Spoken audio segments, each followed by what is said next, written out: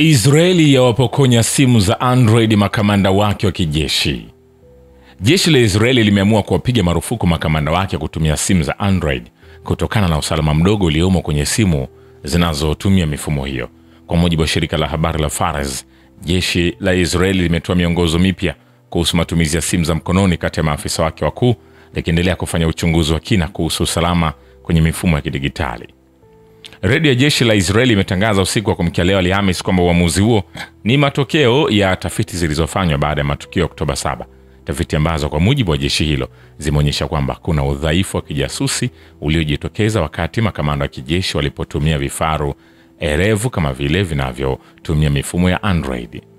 Hadi hivi sasa jeshi la Israeli lilikuwa limeruhusu baadhi tu ya maafisa wake wenye cheo cha kanali kutumia simu erevu na kupiga marufuku kabisa matumizi ya vifaa vya kidigitali vinavyotumia mifumo ya Android kutokana na kutumika sana kwenye masuala ya kijasusi.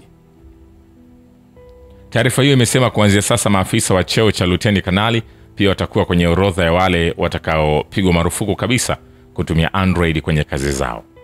Jeshi la Israeli limedai kwamba mifumo ya Android ni rahisi zaidi kupenya ndani yake na si salama kutumiwa na maafisa wa kijeshi kwenye operation zao. Kwa mujibu wa amri hiyo mpya, maafisa wa jeshi la Israeli wataruhusiwa kuendelea kutumia Android kwa mambo yao binafsi, lakini kwa sharti kwamba wasiwe na mawasiliano yoyote ya kiutendaji. Marekani imeingiwa na kiwewe kikubwa cha kudukuliwa kombora lake la GBU-39B lililopatikana nchini Lebanon na kuziruhusu nchi zisizo rafiki kwake hasa Iran na Russia kupata teknolojia iliyotumika kwenye kombora hilo la kisasa na kuwa hatari kwa Marekani na utawala wa Kizayuni. Kwa mujibu wa shirika la habari la Fars, baadhi ya duru za habari zimeripoti kwamba Marekani imeiomba serikali ya Lebanon kuirudishia kombora la GBU-39B lililotumika kufanya jinai mjini Beirut, lakini halikulipuka. Vyombo vya habari vya Israeli vimeripoti kwa Washington ina wasiwasi mkubwa kwamba teknolojia ya kombora hilo la kisasa jepesi na linaloongozwa kwa usahihi wa hali ya juu litakuwa mikononi mwa pande zisizo rafiki kwa Marekani, hasa Iran na Russia, na meiomba serikali ya Lebanon kulirejesha kombora hilo kwa Marekani licha ya kwamba lilivurumishwa nchini Lebanon kwa ajili ya kufanya jinai na mauaji dhidi ya raia wa nchi hiyo.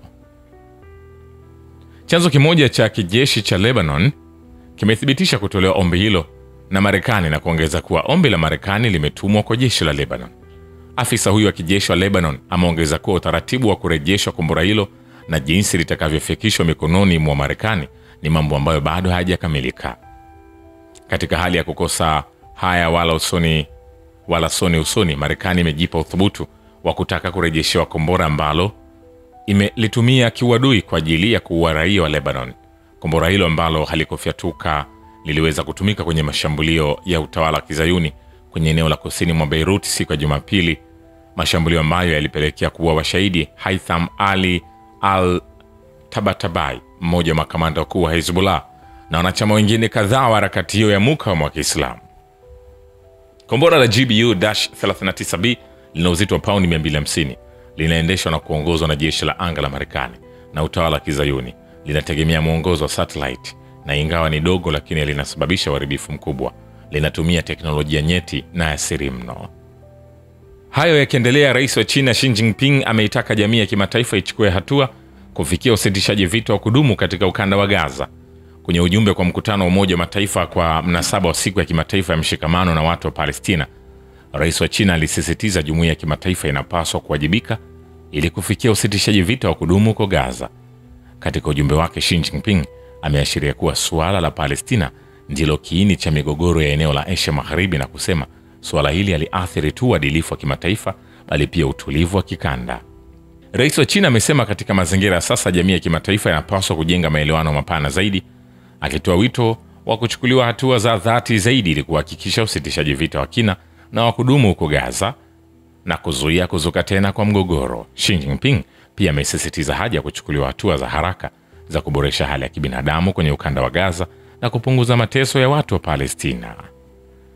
Shukran kwa Babu ya Kivita na Historia ya Dunia. Mimi ni Richard Shio, The Rich Voice. Ni follow Instagram na TikTok kama Rich Voice Official. Asante.